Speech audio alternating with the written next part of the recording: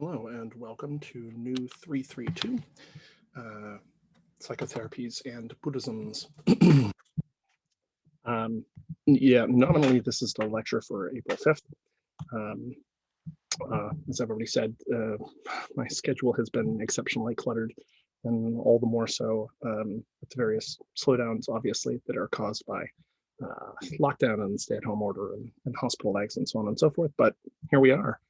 And I have to say, as I said last week, and as I sort of said going on, I always track the passage of time in these courses and the way that it subjectively passes, in addition to the way, of course, it objectively passes. And here we are, right? We're at the end, which is always a little odd and jarring, right? We're, partway through, halfway through April, which means that by the end of the month, by the end of the semester, we'll be a third of the way through 2021. It's a strange, jarring experience, I find. And one, of course, that, you'll all be familiar with the fact that time has passed more quickly in some sense as you've gotten older. And this effect builds over time. So time becomes shorter and shorter. It's one of the things that I have often said to people who are contemplating returning to school in adulthood, which is that attending university as a mature student is a very different kind of experience, really, than attending university straight out of high school or something. And a big part of that effect is that the subjective passage of time is faster, and so semesters go by quicker. It's sort of less of a commitment, even though the objective passage of time is longer. The thing is that committing 4 years is a very different thing, depending on when you go. And I have always fancied that, when I'm like retirement age or something, I would like to pick up additional degrees, which I suspect at that point will just be like fun side projects. Yeah, sure, 4 more years, whatever, 6 more years, right? It'll just be a thing that kind of tacks on the side. That's my pet theory. We'll see how that actually pans out. But anyway, so here we are at the end. And today's subject is, of course, right resolve, right? Right resolve. It is, in some sense, in some sense, obviously the kind of culmination, but as I've said straight through, at least insofar as the Eightfold Path is concerned, it's wrong to think of it that way, right? It's an interpenetrating set of things. Sometimes you see a conceptualization that has sort of ethics as one kind of triangle of practice, right? And meditation, right? And those two things acting to support wisdom in some sense.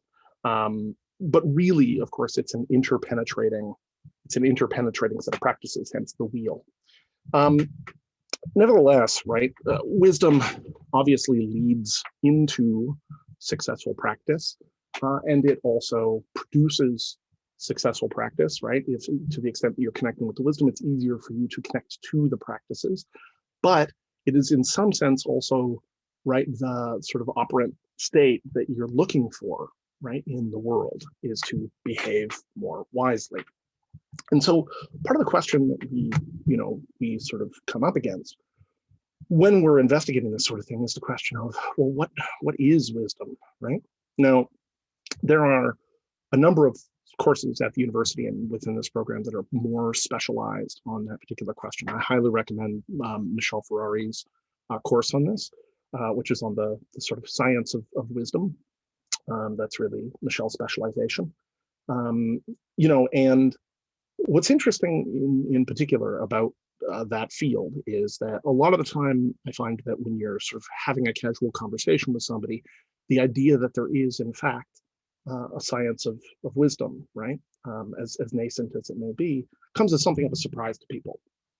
People typically think of wisdom as being something that is kind of, ineffable or, right, indefinable or highly personalized or something.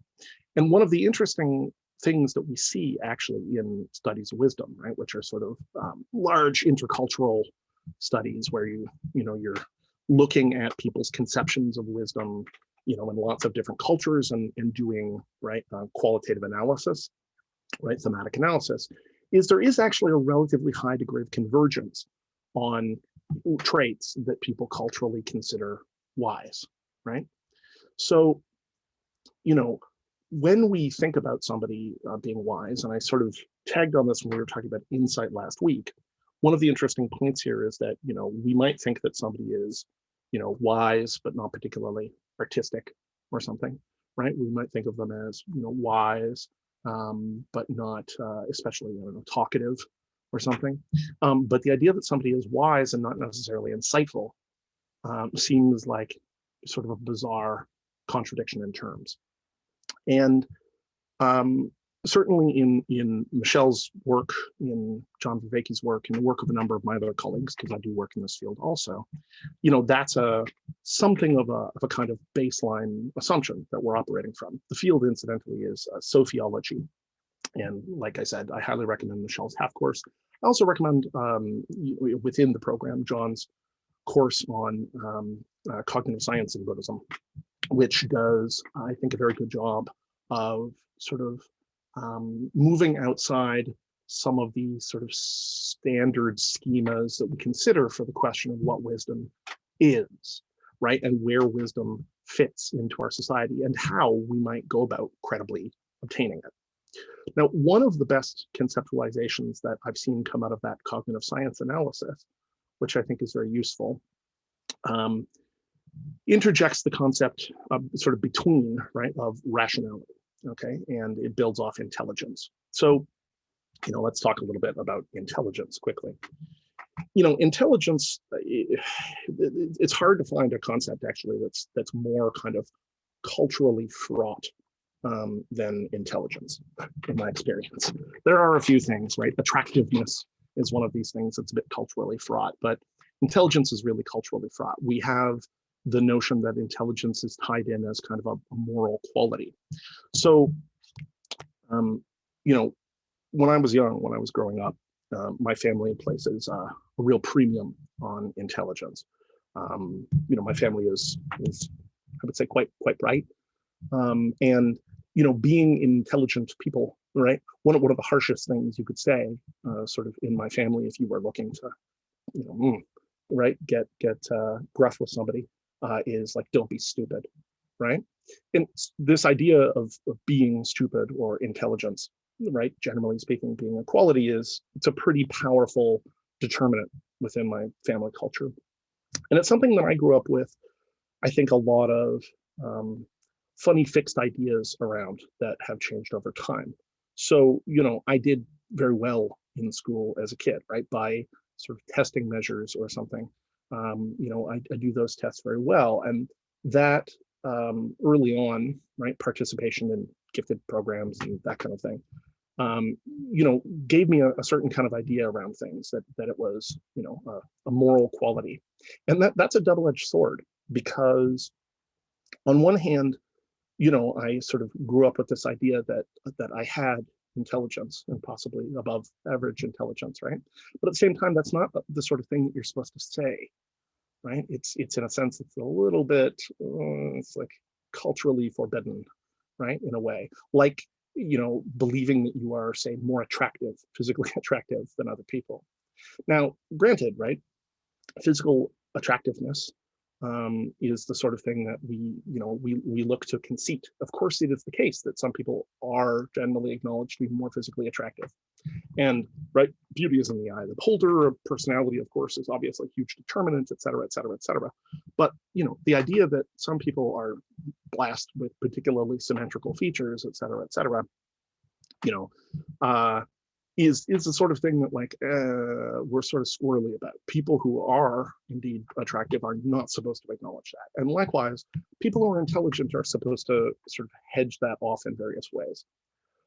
And sometime in my sort of teen years, I became very aware of, the specific limits of intelligence, which is to say that, having general intelligence is useful. It's useful for solving problems, obviously, but problems of particular kinds.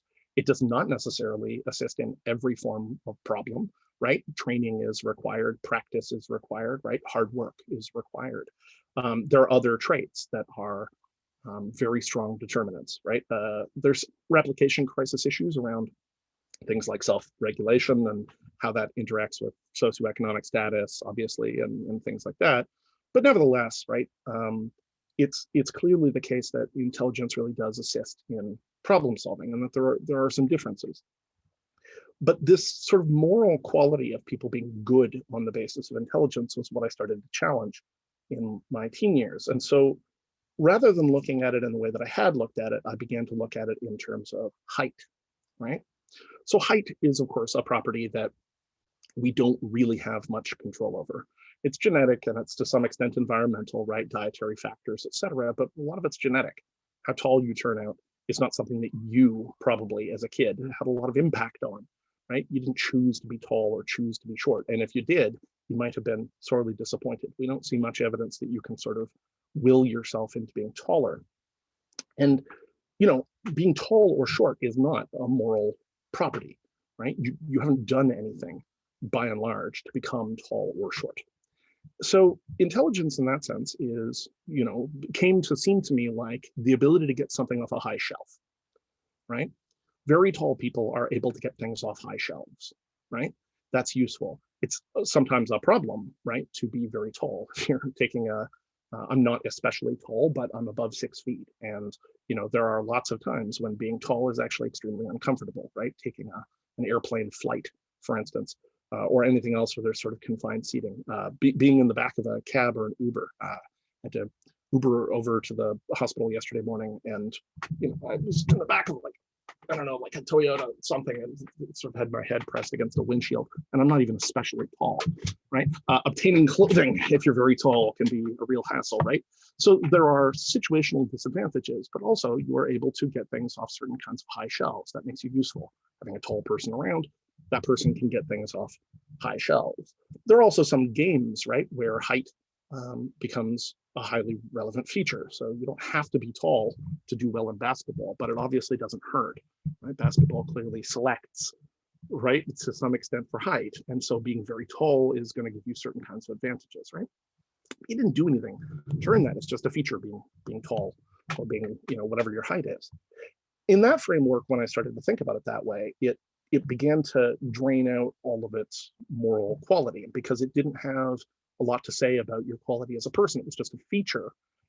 It struck me that it was the sort of thing that that could be comparative and should be comparative without a sting. To describe that somebody has a high G score is just a fact. Now, that doesn't speak to, right, their ability necessarily, because ability is modulated by practice and it's modulated by, right, training, and really, right, what educators call grit, a term that I find quite irritating actually, as a construct, because it doesn't seem to have a whole lot to it. But, you know, things like self-regulation, the ability to control your emotions, the ability to stick with things, the ability to not procrastinate, right? Having a high G score, high intelligence is no guarantee of success. If you read biographically, people with extremely high G scores do not necessarily end up as captains of industry or great scientific discoverers. Often they end up in, you know, sort of strange corner pocket jobs. And clearly, it is also the case that having a very high G score can actually be quite alienating, right? If you read sort of the biographies of sort of child prodigies, very high G persons, kids who, you know, show this kind of stuff, it's often quite alienating for them. I've heard an estimate, although I'm at a loss as to sort of put an attribution or a citation to this, but I've heard an estimate that basically, if you're one standard deviation above the population you're dealing with, that's good and advantageous. If you're 2 standard deviations above the population that you're generally dealing with, then you know, that's starting to be, it's still advantageous, but it's a little uncomfortable. But at 3 standard deviations and up, it's quite alienating, right? The processes that, you know, the person is likely to be going through at that level are so different, and the communication styles and stuff are so different that it actually becomes, if anything, problematic and anxiety provoking, right? So, you know, it began to occur to me that talking in those terms, right, discussing it as though you were discussing height, you know, just made a lot of sense, to me. And so, you know, while grappling with the concept of ego, started to try to deal with the idea that probably I was in some sense higher G than average, right? Something that went back to childhood, and I started to think about it, and it's like, right, some people are smarter. I know quite a few people who are smarter than me. This is one of the great pleasures, frankly, of being involved in the university, and U of T as one of the top universities in the world. I have endeavored over time to maneuver myself into, groups and rooms and conversations where I feel that, the other people are considerably smarter than I am. Like there's a lot to gain there. I have a friend who makes it a point to, as he says, be the stupidest person in the room, right? Because he believes that sort of the zone of proximal development, the area for him to grow, right, is always going to be improved if indeed he sort of fills his social interactions with interactions with people who he perceives as being smarter. Now, this guy's no slouch. I don't think I'm any slouch either. I think I'm pretty quick on the draw, but I don't know everything about everything. It's just that when it comes to sort of figuring out certain kinds of things, I definitely have advantages. So I had that position for a long time, this idea of intelligence not as this moral property, and therefore something that I couldn't brag about, but was also just a fact, in the sense that it was a fact that I was 6'1", right? Now, I think that there's definitely some, egotistical moral problems. I knew a guy, friend of mine, who took the Mensa test back in his first year of university. So Mensa, right, is famously a group, right? It's like a group that you can join, which is, your entry is predicated on high intelligence. You have to score a certain level, basically, in an IQ test to join. And when he did his testing, he came out with, he's very bright, he came out with an exceptional score. He came out with a score of 151 plus, which basically meant that his sort of intelligence was not rateable within the terms of the test in some important sense, right? And he put this on his door in residence, which I think is kind of obnoxious. Anyway, so he did so in a large part because, basically, not because he wanted to join Mensa per se, but because he wanted to buy a hat with the Mensa logo. And after going through the whole rigmarole of having his intelligence tested and all this, he finally signed up and went to buy it and found out they didn't sell hats, which I think is very funny. It's a very funny kind of conclusion to that. So yeah, for a long time through my teens and into sort of my mid-20s, I continued to see intelligence in this way. And then at some point that shifted, and I came around to a third way of thinking. In the first way, it was like a standard of moral goodness in some sense, right? Smart people are good. And it's like, no, not necessarily. They're really not. And then it was like, okay, it's not a question of good or not good. It's not a question of your efforts. It's just something you've been handed. And so it's just a fact. And you should, right? Whatever the limitations of the measurement of that fact may be, it is nevertheless clearly an observable factor in the world and in problem solving. And we should just acknowledge that, and we should all stop being so uptight. But eventually I changed around to a third way of thinking. And the third way of thinking was this. It's less like height than it is like fitness in some sense, right? We are given different bodies with different levels of ability. And the question is not the question of, well, what can you do just, on a simple basis with sort of talent and predisposition. The question is how you develop it. And I came to see a kind of moral imperative behind the development of intelligence, a social and moral imperative. Yes, it was fine to have a certain amount of raw ability, but the question is how you develop that, right? This being a distinction in some sense between sort of fluid and crystallized intelligence, if you're familiar with those terms, right? Intelligence by itself is fine, but there are a great number of intelligent people who nevertheless are not really developing that. Now, obviously, there are some, there's some sticky ethical questions in and around that, because not everybody has the same opportunities to develop these things, right? It's definitely true that there is a degree of privilege and socioeconomic status, right? Being exposed to certain kinds of things makes a difference. You have a kid who, their parents can like afford to send them to math camp or something, right? They're obviously going to develop a degree of mathematic facility if they have a talent there that's higher. But at a certain point, that kind of kicks over, and it's like, how are you developing yourself? How are you actually using your intelligence, right? How are you training it? Now, this, I think, opens into a more complex set of questions, because for a long time I was an autodidact, right? Meaning I was sort of self-taught. I took, when I sort of had my falling out and was steering into being a high school dropout, it was because I thought that it was by and large more profitable for my sort of time and learning to do things like go to the library on my own time than it was for me to go to class.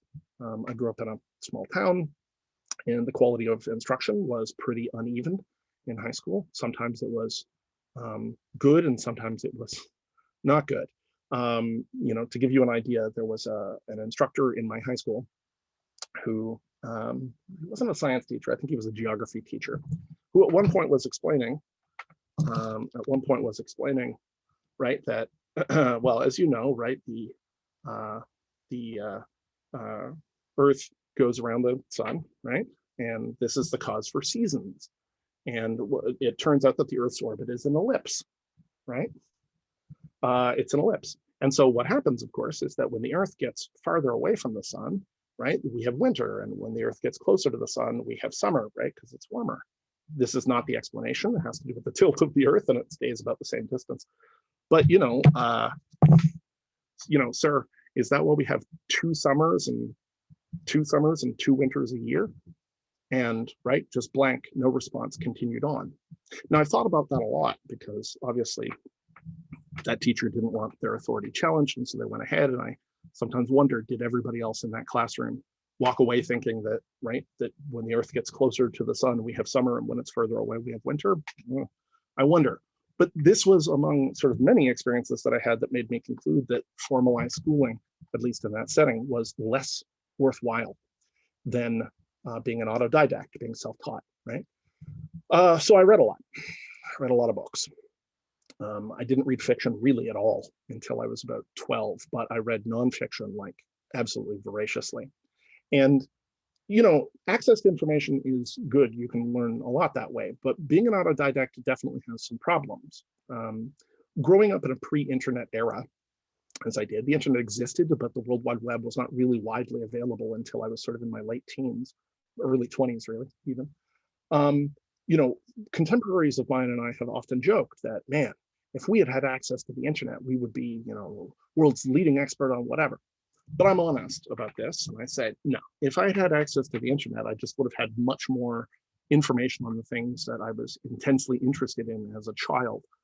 So I would be like the world's leading expert on Bigfoot or something. So the thing is that being an autodidact, definitely you can pick up a lot of, propositional information. You can pick up a lot, right, by reading. But what you often don't pick up by being an autodidact is the procedural information, right? You don't pick up the procedures. You think that you do so with a certain amount of like raw horsepower. You're not really learning how to think. Or if you do, it's often somewhat accidental. You might pick it up in school a little bit. You might pick up some tricks. You might read about some things. But like really getting the concentrated feedback of education, which is about tuning procedures for thinking, right? That is where things really start to develop. Now, that gradually, when I came around to it, was one of the things that I think has been most useful about, right, having returned to formal education, which is that you have the opportunity to engage with people who are experts in subjects, right, but who also have procedures of thinking. The nature of science in particular is such that you should expect material to flip over, right? Science is an ongoing, unfolding process. It's not that current science is truth, right? This is a mistake, right? To think that science is, yielding a truth, right, is going to cause endless headaches for you. But to understand that it's an unfolding process where things do get overturned, right? That's a different story. So all the facts that you can acquire are fine. That's our sort of best information in the moment. But really, what's important is about learning these procedures, the procedures of thinking. So this is where intelligence, right, starts to bootstrap itself into something else. And gradually, I came to believe pretty strongly in the moral imperative of doing this. Raw intelligence is all well and good, but it's what you do with it. It's how you train it. right?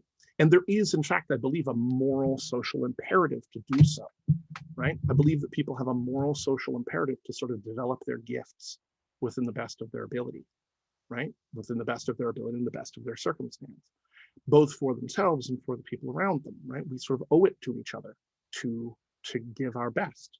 And our best, obviously, is modulated by all kinds of things, right? I was a high school teacher and a tutor for a long time. And I noticed very early on as a tutor that probably 70 or 80% of the issues that I was dealing with as a tutor were not primarily intellectual in basis. It wasn't gaps primarily speaking and understanding. The issues were primarily emotional, right? People were sad, people were bored, people were discouraged, people had internalized ideas about their abilities around things, right? Primarily emotional. Those things are real factors, but nevertheless, there is kind of moral and social imperative to develop oneself, to develop gifts, and then to give those things back, right? To turn them to the common good. And that was the position that I ended up landing on. It was kind of a developmental position. And see, that touches on something I think that that moves us very close towards this model for wisdom. So one of the things that I particularly like about the sort of wisdom model that I've worked with John Vervaeke with and with Leo Ferraro is that it has a recursive quality. So the idea is that you have intelligence at the bottom, okay? At the bottom, in some sense, you have relevance realization, but you have intelligence at the bottom, okay? And intelligence applied intelligently to itself, intelligence recursively applied is rationality. What's rationality? Rationality is the use of intelligence to check all of the little biases and skews and things that are built into your system as part of what it is to be a biological intelligence, okay? So we develop rational systems to overcome the shortfalls of our basic intelligence, right? So as an example, right, statistics, right? Statistics are a terrific example of this. The thing that makes statistics so hard to acquire, for instance, as a skill is that it's so counterintuitive, right? It's so counterintuitive. There are, lots and lots of instances where when we look at the statistics and probabilities around something, right, it just doesn't seem quite right to us. As an example, right, there is a fairly famous mathematical example of the Monty Hall problem. Okay, so the Monty Hall problem comes out of an old game show. And in the game show, basically, if you got to the final prize, right, there was 3 doors, right? Door number 1, door number 2, and door number 3. And so you would select a door, what would you like? And the idea was that behind 2 doors was like a donkey, and behind the 3rd door was a car, right? The car, you want the car. Never mind that in almost any civilization except our own, the donkey would actually be the preferable choice since it can do real work, whereas the car requires maintenance, fuel, and infrastructure of roads. But let's leave that aside. Let's just presume for a second that the car is the good prize. So behind one of those doors is a car, and behind 2 of them is a donkey, which is the booby prize, right? You're not supposed to want that. Donkeys are nice. Right, so behind one of these doors is a car, behind 2 of them is a donkey. So door number 1, door number 2, door number 3. So you pick one, door number 2, okay? And so then what they do is they open one of the other doors, right? They open either door 1 or they open door 3. You've chosen door 2, okay? And whichever door they open, they show you the donkey because one of them has a donkey behind it. So they show you the donkey. And then they ask you if you want to keep the door you chose or if you want to switch. Now, the Monty Hall problem is interesting because people, will quite steadfastly, right, on the basis of intuition, say, well, it doesn't matter. It doesn't matter. I had a 1 in 3 chance of picking the correct door. And so I still have a 1 in 3 chance of having picked the correct door, so it's irrelevant. And in fact, the answer, extremely counterintuitively, is no, you should switch doors. If they show you what's behind door number 3 and it's a donkey, you should switch from door 1 to door 2 because your odds suddenly went from being 1/3 to 1/2. You increase your chances of picking the correct door if you switch your door. This is so counterintuitive to people that even mathematicians have found it highly counterintuitive. When Scientific American published sort of an article on this Monty Hall problem, it was Gerald Gardner. No, Martin Gardner, not Gerald Gardner. Martin Gardner was Martin Gardner, right, who was a columnist at Scientific American at the time, and he, published this article and had boatloads of people writing in telling him no, no, no, no, no, including mathematicians. It's that kind of counterintuitive. And yet, if you go and you look at the solution of this thing, the Monty Hall problem, it is indeed the case that you statistically, probabilistically, you ought to choose, right? This is a probability problem rather than a statistics problem, although the two are interrelated. You ought to switch. You have to switch your choice. Your odds go up. Your odds improve. Just get a sense of how counterintuitive that is just for a moment, right? And you understand the power of having a formal system in place that checks your intuition in this regard. Now, that's not to say that intuition isn't good and useful. And it's not to say that intelligence doesn't sort of pretty naturally, right, address certain kinds of problems quickly, and you shouldn't be able to very often go with your gut. If you couldn't go with your gut, you would be in deep trouble. But it does show that there's a class of situations where your assessments about those things are off, right? Another example, okay, right, because it's emotionally laden. This is one of John's, and I quite like it. You drive somebody to the airport. I may have mentioned this one already. You drive somebody to the airport, right? And so you drive them to the airport, they're taking a flight, you get out, you're like, okay, fly safe. Remember flying? Anyway, okay, fly safe. Be safe, let us know when you get in, right? And everybody's very nervous, and the plane, oh, a plane. And they get in, and then you drop them off and you get back in your car and you drive away in that death machine, because your odds of dying in a car crash are vastly, vastly higher than your odds of dying in an airplane crash, right? Vastly higher if you look at the statistics. Superman keeps reminding us that statistically, flying is the safest way to travel. But it doesn't feel that way to us, right? There's a set of mechanisms we have. We can kind of vividly imagine it, and planes go down, and when they do, it's a big event, and so on and so forth. And so we have a tendency to think of that as being the high risk, high threat thing, and not to worry about this everyday thing that actually statistically is far more threatening, right? As another example, which I think I also used, but it's fine, I'll recap. A number of years ago, 20 years ago maybe, a little girl named Celia Zhang was kidnapped in Mississauga, and unfortunately, after a long search, she was found dead. And my sister, who had young kids at the time, was very upset by this, as many people were, and pretty immediately, right, kind of clamped down. And the kids weren't supposed to be unobserved, and da da da da da. And I said to her at one point, I said, the thing is, though, that the reason that we're all caught by this, right? The reason this is drawing our attention is that it's uncommon, right? It's uncommon. Not that it's common, but that it's uncommon. And she's like, yeah, but and I was like, I understand, right? Like it's emotionally distressing, the possibility. But the mind is not necessarily assessing, intelligence is not necessarily assessing the probability in a clear and straightforward way. If it was common, right? If what happened to that little girl was common, we wouldn't actually react in this way. If there were 20 little kids going missing every day like this, it would just be a list they played at the end of the news, as grisly as that is, right? If you look at places where people are really dying in large numbers, you don't get individual focus on them. It's the uncommonness of it that makes it stand out, right? But that's a hard move to make. What we want to do is, well, that's a possibility. And so, right, we assess it as a possibility, and so we guard against it, despite the fact that it is not, in fact, especially likely. I'll give you one more example of this, and then we'll talk a little bit about exponentials and stuff very briefly. So another really good example of this is, right, in World War II. In World War II, they had a lot of bomber planes, right, being sent out, and the problem was the bomber planes were getting shot down by enemy fire. And so they consulted with mathematicians, basically, to try to figure out where they could add armor onto the planes, right, to resist machine gun fire. And you can't just add an unlimited amount of armor, because the planes are already quite heavy and they have to carry whatever they're carrying, men and explosives and whatever. You can't just add an unlimited amount of armor, right? So you have to be kind of selective about where you add your armor. So here they get all these photos, right? All the bombers that come back, they take photos of them down the length and see where the bullet holes are, where are the bullet shots clustered, where are these planes getting shot. And they start to recommend, they're like, okay, well, obviously we need to add armor to all these places that they've been shot.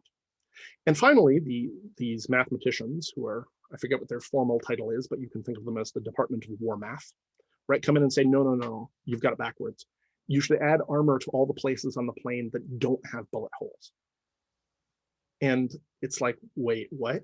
It's like, look at all these photos of the planes. And what you should do is you should add armor to the places where you don't see lots of bullet holes.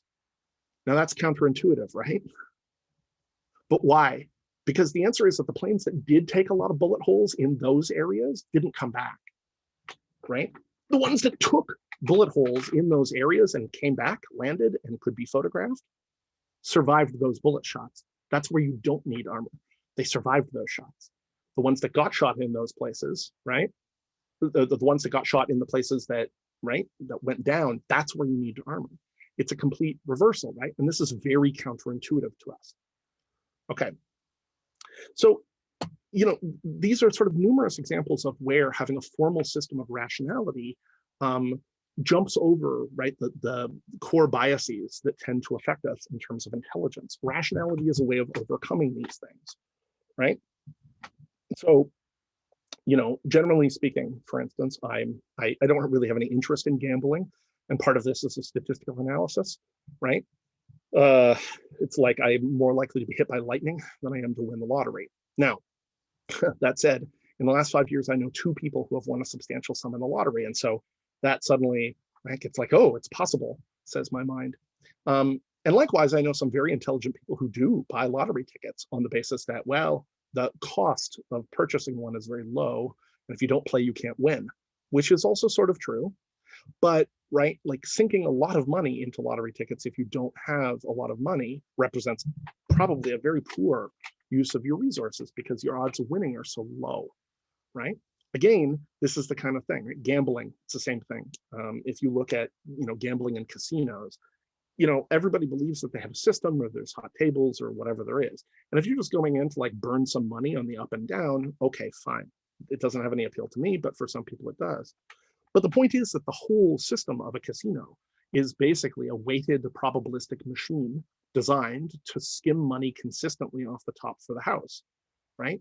If it were not so, then the house would, you know, wouldn't be a viable business model. The viable business model of, you know, a casino, of gambling, right, is to take advantage of the gaps in your rational perception of probability. That's the model. The gambling model is to take advantage of the gaps in your rationality to relieve you of money, which I add, by that token, I actually think that any and all business models which rely on cognitive biases to be effective ought to be illegal. That's my strong opinion on that subject. But the point is, right, when we talk about rationality, we're talking about systems which intervene, right? Intelligence applied intelligently to itself, right? To elevate it above the kind of gut reaction things intelligence by itself does, and thereby make more intelligent decisions, be able to see things more clearly, right? Be able to make more sort of accurate assessments on what you can do in the world, right? This is, I think, a very, you know, it's an interesting, good idea. And we see lots of cases of this, right? So, of course, statistics is a method. Logic, right? When people are taught logic, logic is this way of formally coding to get certain kinds of results that would be hard to get through just intelligence. The scientific method itself is a kind of, right, psychotechnology. It's kind of rational procedure, which we have developed basically to be able to answer certain kinds of hard problems, right? Or answer them provisionally at any rate. You know, you come up with a hypothesis, you try to narrow it as best as possible, right? So that you're controlling all the variables, and then you test things in as controlled a way as possible in order to yield certain kinds of results. And then you potentially update your models on that basis. This is all part of sort of the rational machinery. And mindfulness, in a certain sense, is also one of these bootstrapped machineries, because what you're doing is controlling aspects of your mind, right, in order to prevent yourself from having your sort of gut instinctive reaction. Okay, so where does this point to wisdom? Part of the model that's proposed here, right, is that baseline intelligence gets bootstrapped, and it bootstraps up into rationality. But when you begin to apply rationality to itself with sort of meta rationality, if you will, that begins to elevate you towards wisdom. Wisdom is about having a penetrating insight, but it's also about a kind of fittedness to the demands of the moment, right? It's about not just having rationality, but wisely knowing when to apply that rationality. I mentioned in an earlier lecture, right, there is a definite subset of persons, many of them young and male, who discover kind of rationality at some level, right? They discover argumentative rationality at like the age of 12, and then they proceed to wield the mind sword in every interaction in all directions, right? They become quite argumentative. And they're always looking to win. And the problem with this, of course, is that it doesn't make them any friends, right? Not any, but like it can be really obnoxious, right? If you've ever been locked into an argument with somebody who's just like arguing and arguing, right? On some level, obviously, that's sort of good and useful, and right. But in many cases, it's the case that people don't want to be argued into the ground, right? Especially if these things concern sort of emotional material or material around identity or whatever, right? It's not about winning and losing an argument. It's a mistake to try to use that tool sort of relentlessly in that way. It doesn't do what the actual goal would be, right? So there is a kind of wisdom too, right? Adjusting yourself so that you are not applying models in this sort of like unilateral and continuous way. There's kind of flexibility.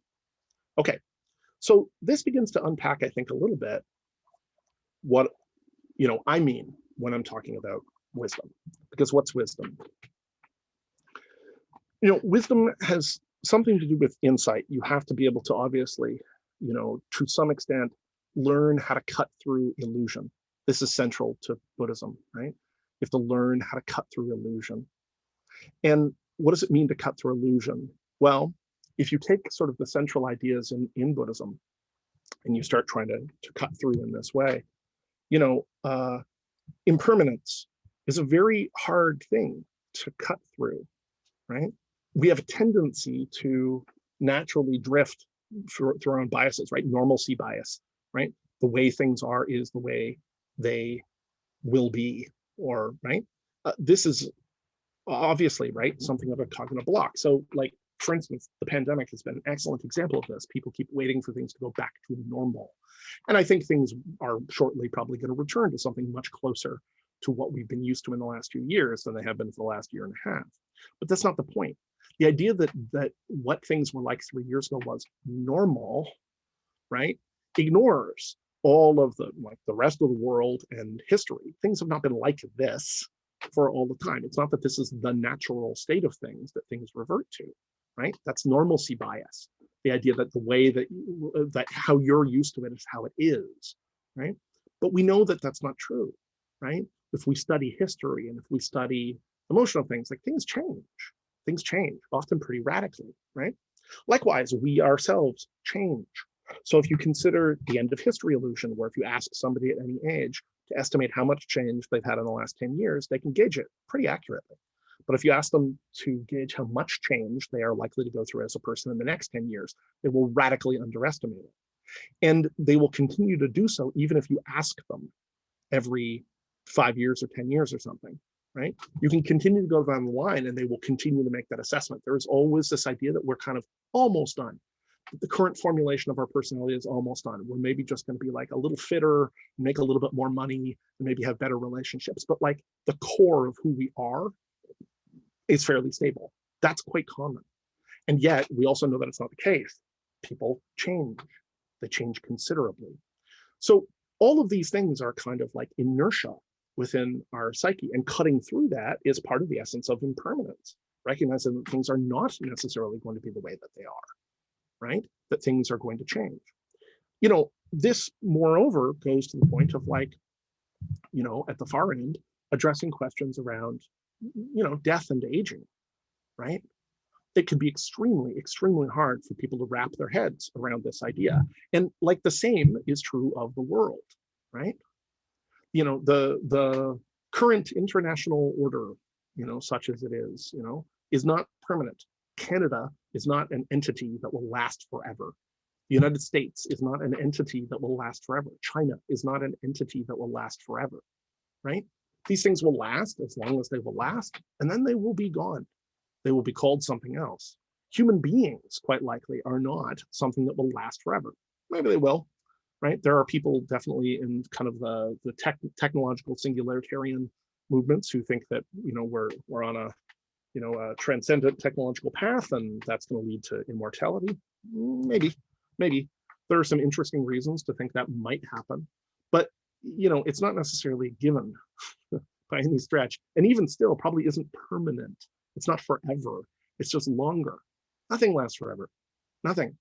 Mountains don't last forever, right? Mountains seem pretty permanent, but they're not. They're a process, right? They, you know, tectonic plates buckled against each other, right? And those things in turn get worn down and destroyed over long enough stretches of time. Species don't last forever, right? The sun isn't going to last forever. The sun has a life cycle like anything else, right? And it's going to go through that life cycle. And when it goes through that life cycle, finally at the end, it's going to, I don't think it's big enough to supernova. So it's probably just going to burn out, basically. But like in a long time, billions of years. But the point is, the sun isn't going to last forever. Things don't last forever. Nothing is permanent, right? But this idea is super, super hard for us to internalize. And even if we can do so in the abstract, right? Actually acting on it in those terms is different. When you consider it in terms of your own impermanence, right? It becomes a very difficult problem. I've talked a little about this before, right? Trying to recognize impermanence, because the recognition of death, I'm very interested, okay, in a certain subset of sort of proposed wisdom ideas that propose that basically you know what to do, right? You just know what to do. And I disagree pretty strongly with these things, that we have some innate core sense of what we need to do. I don't think that's true. I think people are confused and ambivalent, and I think they have good reasons to be. So one of the examples I like to use here is a brush with death. A brush with death is the sort of thing that is supposed to be ultimately clarifying. It's supposed to clarify our priorities, right? So much so that people will actually wish for a brush with death, right? I have clients who have wished this. They've wished, right? They've felt like they're in this like ambivalent, I don't know what to do. I don't feel like I'm prioritizing things. And they sort of wish that they would get like hit by a car just hard enough to like, you know, break a bunch of bones and put them in a body cast for a month or something, right? So that they will get their head screwed on straight and have their priorities straight, which if you think about it, it's a pretty intense idea, but people do, they wish for a brush with death. Why? Because they think a brush with death is going to clarify them. They will suddenly act on what they know they need to do. But here's the thing. There are two perfectly credible responses to a brush with death. One of them is like YOLO, carpe diem, right? Oh, I just had a brush with death. And so, right now I'm going to live for the moment. I'm not going to waste time. I'm not going to, right? I'm going to go ahead. I'm going to live every day like it's my last, right? Okay. And that kind of like direct engagement is one response. But another perfectly credible response is, wow, I have to stop putting off questions of my legacy. I have to stop dicking around. I need to get serious. And that is basically a call for more self-regulation, less YOLO, more like, you know what, I could die at any time. And so I need my efforts to compound reasonably. But it asks you to delay gratification. It asks you to defer reward. That is the opposite response, right? In some important sense. And yet both of those seem like credible responses to us. Even a brush with death, which is supposed to be enormously clarifying, is not necessarily actually clarifying. There's still contextual material that needs to be worked out. So there is this question of uncertainty around it. And yet, right, we sort of recognize that acknowledging one's own impermanence, acknowledging death in this way is sort of a central feature of wisdom, right? And how you engage that, and not just your own death, other people's deaths. So most people, you know, have considered their parents' death. And I remember pretty clearly having an experience. On New Year's Day, a number of years ago, I had stayed at my girlfriend's parents' house. They have these lovely gardens. And I woke up quite early, like really early, 4:30 or 5 in the morning, and I decided to go for a run. They have these enormous like show gardens, so I decided to go for a run through these gardens. And so I went for a run, which was quite brisk and invigorating. For New Year's Day, it was shockingly warm. Still crisp and foggy and stuff, but still like warmer than you would expect January 1st to be even years ago.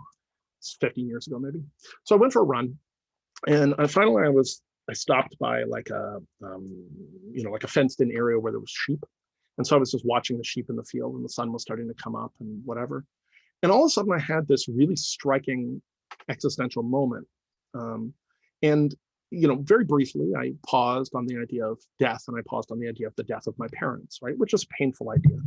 I love my parents. I don't want them to die. But I also recognize, well, they are aging. Like sooner or later, that's going to happen. I'm pretty sure. My parents are both 70. So sooner or later, that's going to happen. And it's sooner rather than later. And that's something that I have to grapple with. But what I suddenly got to was not that, which I'd considered many times, but this. I have an older sister. She's 5.5 years older than me, and we're very close.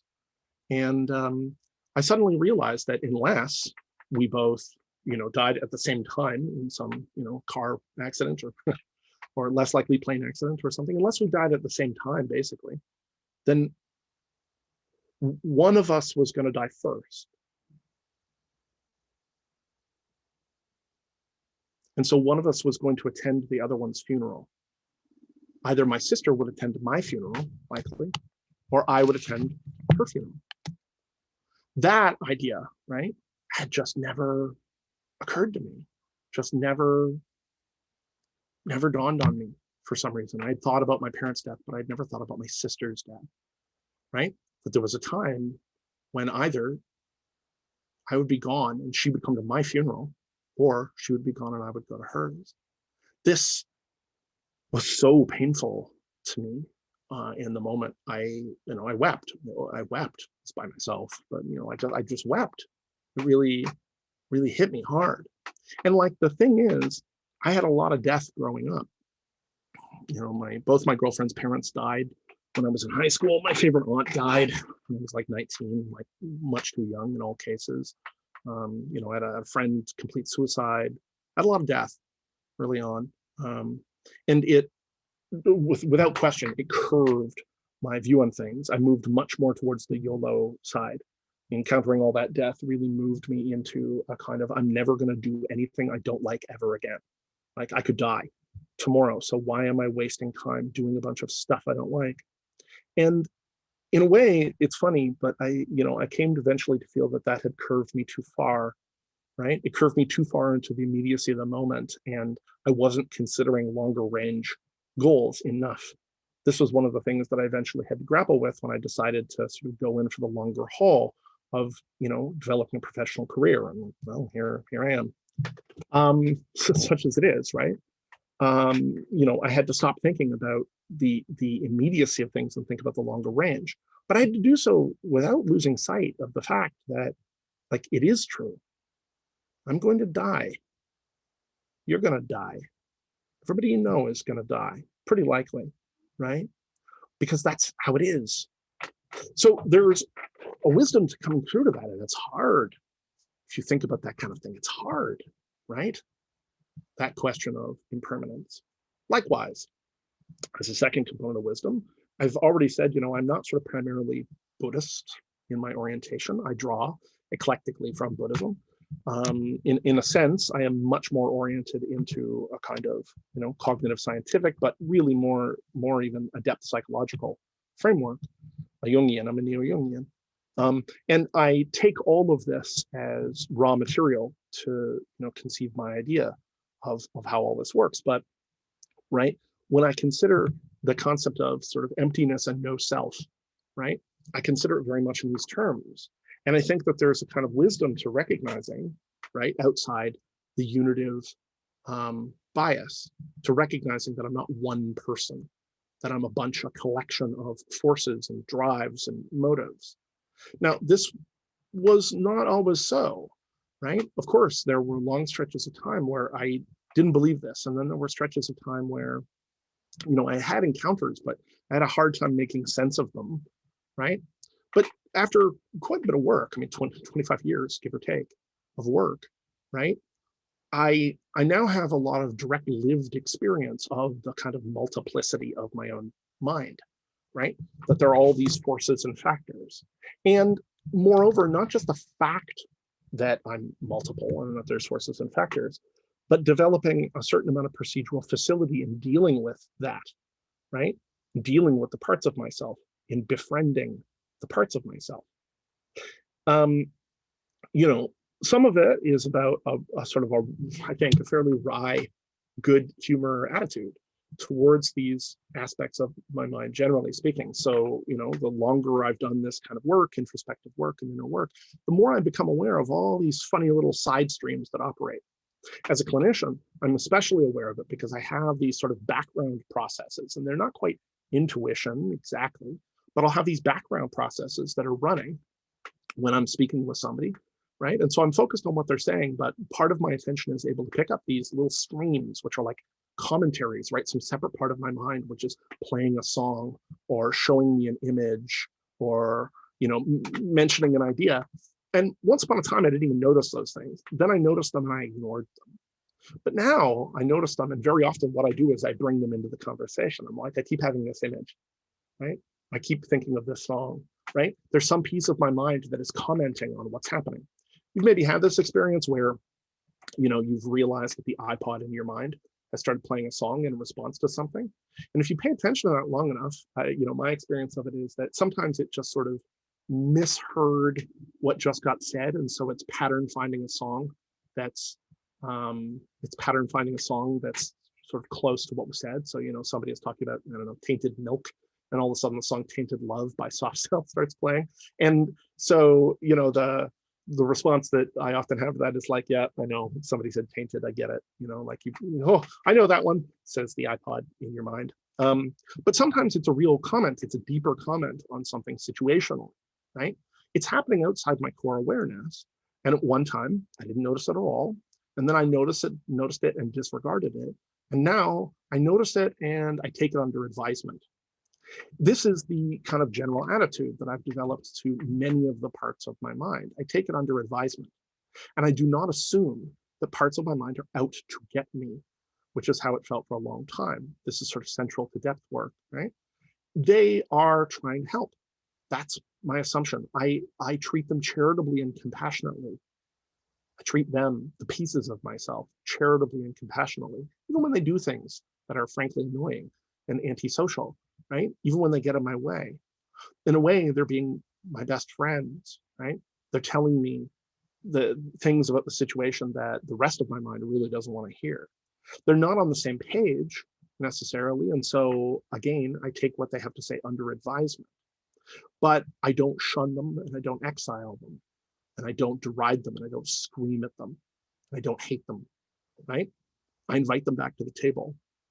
And, in discussions of kind of Jungian shadow work, right? This is the sort of thing that you gradually come around to. Like, you have to sort of befriend these pieces of your mind, and you don't want to, because they seem just utterly suffused with disgust and hatred and horror, fear and anger, all these things. But you invite them back and they begin to transform, and you start to recover pieces of yourself that you didn't necessarily even know were lost. So this is my bias, obviously, but I think that there's a wisdom to this because, when you look at the science, cognitive science around it, right? And when you look at the psychology, it seems quite obvious to me, actually looking at that stuff, that it's true, right? That we have these many parts. Now, simultaneously, we're also somehow unified beings. And this is one of these paradoxical aspects, right? We have a unified experience and so on and so forth. And I can answer my name, Anderson Todd, and yet there are, right, all these different components which are operating somehow to produce that emergently. And so there's a mystery there, right? And it fluxes and flows. I've talked about this before, that there's a flux and flow to it. But nevertheless, recognizing that I'm not one being, right? But that I'm a collection of interacting forces and factors with their own ideas and their own personality to some extent, and that those things, sort of operate, this is the boardroom in my mind, right? But they operate collectively to produce me, right? Is a big shift. It's one central to Buddhism, obviously, right? This disintegration of my unitive permanent self. And because of that, seeing myself in that way, right? And not just propositionally seeing myself, not just being like, oh yeah, I'm a collection of forces, but having ongoing participatory experience of this, right? And learning the procedures of navigating those relationships inside of myself, right? Has radically changed my take on the world. What else? Charity. And by charity, I don't necessarily mean giving money, right? Although I think that that's important too. If you have resources, you should share them, right? But charity in the sense of being charitable towards people, right? Giving them the benefit of the doubt, treating them in a steelman way. I work very hard to be extremely charitable towards people, extremely charitable towards people. And notice that has applied inwardly towards these pieces of myself, right? Enabling the kinds of relationships with my own parts that I have is a process of charity. Just because something looks like a horrible monster doesn't mean it should be treated as a horrible monster, right? So there is a kind of inner charity, but there's also an outward charity, trying to be charitable to people, right? Trying to give them the benefit of the doubt. They aren't bad. They're not bad. They may be doing things, right, for reasons that are hard to understand. But when you start talking to people, even when you strongly disagree with them, I find, if you start drilling into the emotional reasons for what they're doing, right, very rapidly you come to this common core that we all have, that we're all stumbling along, that we're anxious, that we're a bit lost. We're kind of making it up as we go. We can have a high degree of training, but life is so complicated. It's so complicated that we have to kind of stumble through it. Most parents at some time or another will say, well, kids don't come with a manual. Yeah, that's true, right? I mean, there is a lot you can read and learn on the subject. You don't have to go in totally blind either. But kids don't come with a manual. But that's true of everything. Nothing comes with a manual, really, except the most narrowly confined things. But like life is complicated. And so I try to bear this in mind when I'm talking to everybody. Life is hard. And people don't want to be belly achers about it. They don't want to whine about it. And okay, fine. It's not a good idea necessarily to fold into your own suffering and pick up learned helplessness. If you can avoid it, you should. And let me tell you, the pandemic has produced a lot of learned helplessness because there's so little that we can do. There's a sense in which we are sort of powerless to affect outcomes, right? We're just waiting. You don't want to fold into that, but at the same time, you want to recognize for other people that life is hard. Your own life is hard. I guarantee it. I guarantee that every single one of you, your life is hard. It's been hard. It's been complicated. It's been sad. It's been difficult. It's been confusing. It's made you angry. You felt powerless. You felt trapped. All these things. But that's how everybody feels. Everybody. And one of the points of the story of the Buddha, right off the bat, one of the points of the story of the Buddha is having a completely sheltered existence where nothing bad ever happens does not protect you, right? That there are core existential realities that you cannot avoid. And so the response to those things, right, and the Buddha's response to it is, I think, where this stuff becomes highly inspirational. It's to move towards wisdom. And notice what he does. He encounters sickness, old age, and death, and then he encounters somebody who is pursuing enlightenment. That is to say, intentional, right, self-transcendence. Intentional self-transcendence. Intentionally trying to do what is necessary to move himself forward. But he goes into it too deep. He goes right from the pleasure palace to the being an ascetic and starving himself and meditating all the time. And that doesn't work out either. He almost drowns. And so he decides on a middle path. What's a middle path? It's like recognizing the complexity of the situation. Having a middle path is not like a lazy whatever. Having a middle path is hard.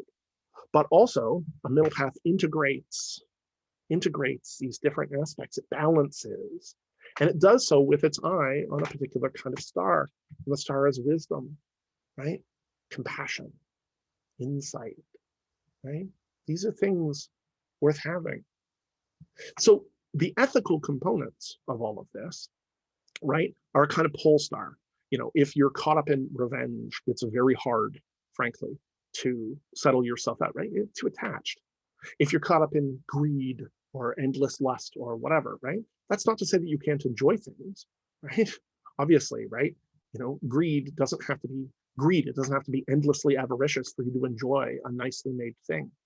If you've ever had a really nicely made thing, right? Not necessarily an expensive thing, but a well-made thing, you can recognize how pleasurable it is, right, to have a well-made thing, but also how useful. It's good for your life, right? The difference between a well-made pair of shoes and a poorly made pair of shoes tells you like everything you need to know. Poorly made shoes fall apart. Well, you need shoes. You don't need them. I know people who have gone barefoot, but that's not for me. Permanently barefoot, not for me. Okay, right? The same thing goes for lust. Yes, you can endlessly get caught in a vortex of sort of, the lure and the possibility of sex and sexual gratification and whatever. That's different than just enjoying sex intimately. Of course, that's an option. Food. There's a difference between, right, being consumed by gluttony and just being able to enjoy food.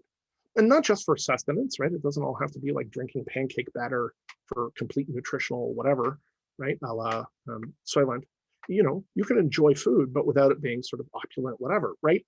It's possible to engage the world in a way that is balanced and unattached and still enjoy it. Same thing with people. You can want to be around people and like people, right? Without feeling like hideous, endless craving can never, ever, ever be filled. As long as you are chasing that, nobody can ever fulfill it, right? So the middle path is about balancing these things out and engaging. And the ethical components, give you a set of guidelines. It's like, oh, there are some real problems here that you need to thread down the middle, right? The meditative components are procedural. They give you a set of tools to start opening up. And the biggest part of it, honestly, right, is just giving yourself the concentration and the mindfulness, right? The concentration, because you have to have a steady hand, as it were, to be able to look. So you train yourself to make your hands steady mentally, right? To steady your concentration, to steady your attention, to strengthen it. And then you start looking at things and you have a gap. Instead of having your immediate reflexive response at every moment, all the time, you can pause, you can look. You can say, is this a good way to operate? Maybe there's a better way to operate, right? You start to be able to turn on yourself and see, oh, wait, I've been mistaking this sequence of things that happens, bam, bam, bam, bam, bam, bam, bam, for a given. It's automatic and I have no control. But no, actually, I can step back from it. And when I step back from it, I get to make decisions. Not usually about what happens, but about what doesn't happen. You can stop things. No, right?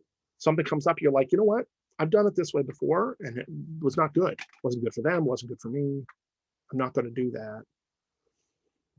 And that's hard. It's hard to do, right? But it is possible. And to the extent that it's possible, you begin to get an increasing sense of, in fact, how your life can be better. This is the question of intentional self-transformation. It's not just better, right? Intentional self-transcendence. It's not just better in the sense of like it's better for you, but that you are better for other people, right? So all of this is to say that when you're looking at these sort of procedural methods, and I add again, right, in the same way as being an autodidact, right, being self-taught, going to the library, it's all well and good. It's all well and good to read books, but being in a community of practice makes a huge difference. Other people makes a huge difference. It's much easier to adhere to things if other people are adhering to them, right? If you have Sangha, if you have a community of practice, it's much easier to do so. But also, of course, there is like a body and a repository of knowledge there. Things that you can draw on when you have an experience that you were not expecting. There are people you can ask, right?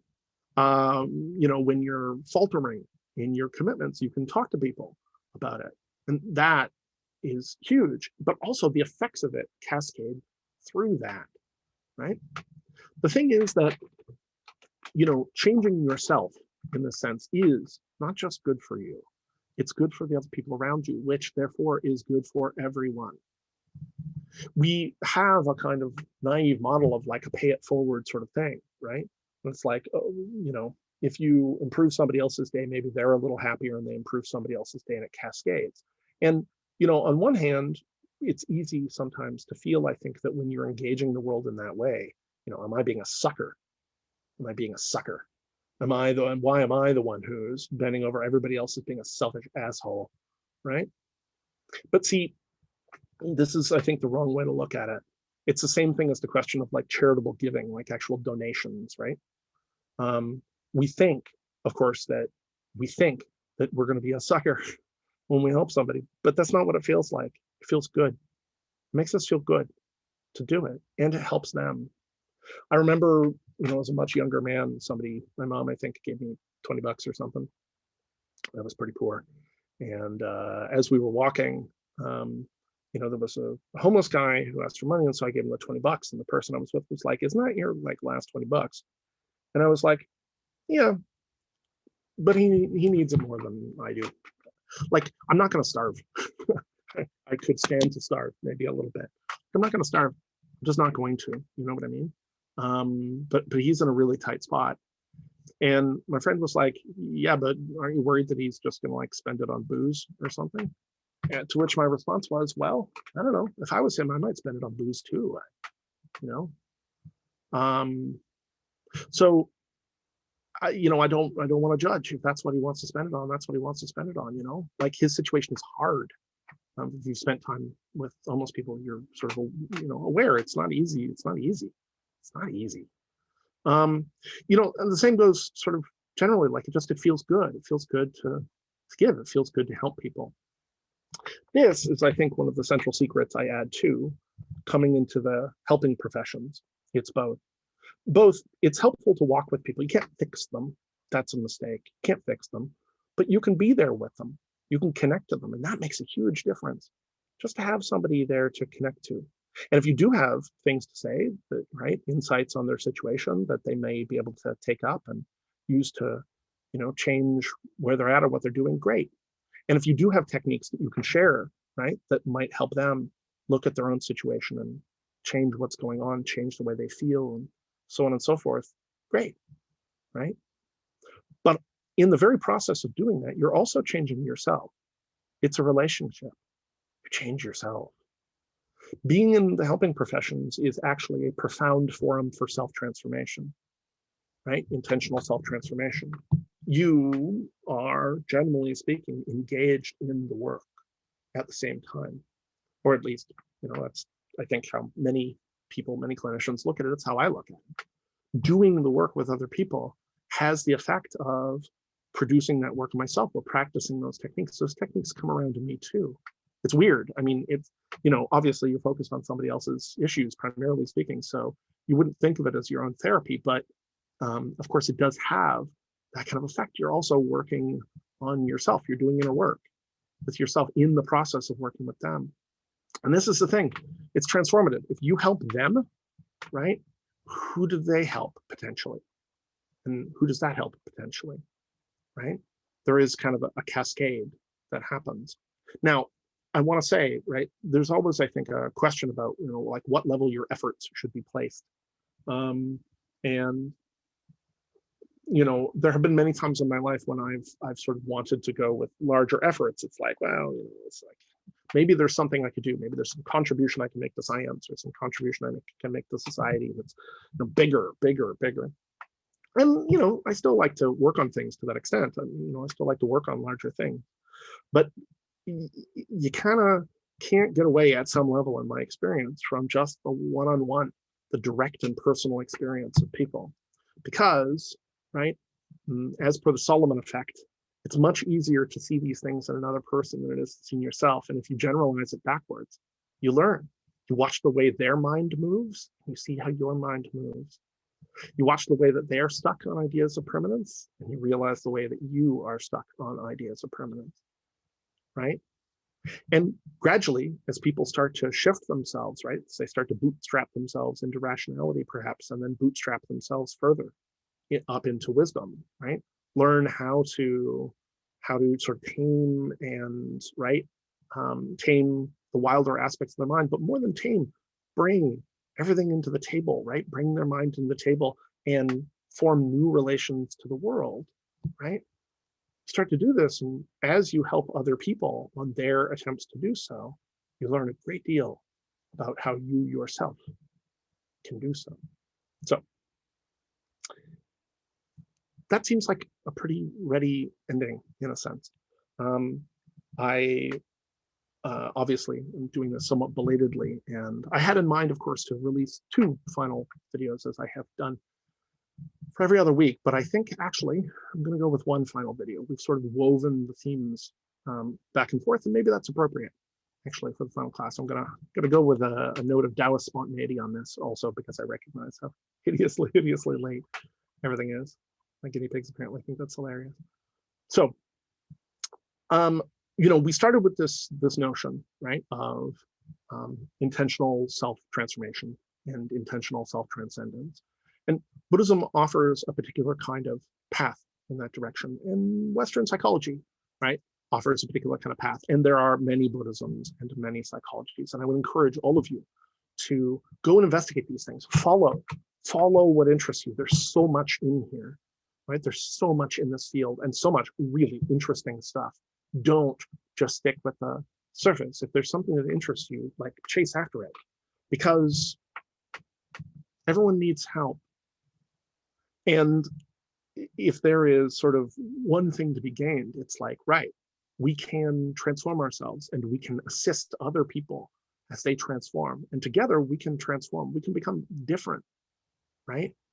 Suffer less and see the world more clearly, be kind to each other, and cut through so much of the bullshit and the nonsense, right, that plagues us in order to get through to what matters in our brief, right, but intense lives, how we matter to each other and how we can care for each other.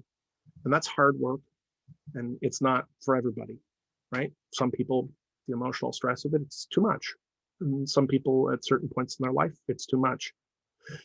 But if you feel that it isn't too much, if it's something that interests you, it is, in my experience, without question, one of the most rewarding things that you can do with your time on the planet, right? Is learn about these things and try to help people. And in so doing, also help yourself. It's win-win. There aren't that many situations that are win-win.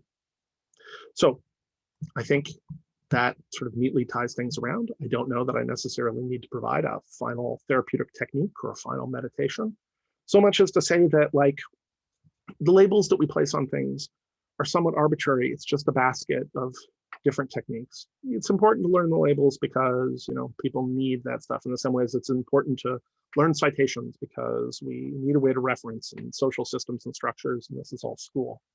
But at the heart of it, it's this. We are capable of changing into something else. We're capable of becoming more flexible. We are capable of becoming more wise. We are capable of becoming more insightful. We're capable of so much more than what we normally see. And humans have known this for a long time. You can draw from all over. You can learn from the wisdom of peoples, right? In every culture, because human beings are clever and they're rational and they're wise. You can learn from this. And doing so is a direct and valuable way to enrich your life and enrich the life of those around you.